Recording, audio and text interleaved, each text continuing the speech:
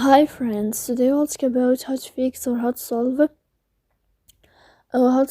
couldn't change your player on Clash of Clans. So now how to fix or how to solve couldn't change your player on Clash of Clans. You should just go to settings. Here you can click on apps, default apps, app settings. Then you can click on Clash of Clans.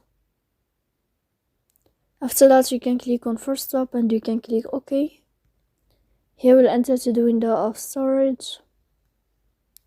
Then you can click clear cache. Don't click clear data. Sorry. Don't click clear data because that can cause you errors on your app. And in the end you can turn off your phone and you can wait a moment to turn on your phone again. So please don't forget to support us, bell icon, subscribe.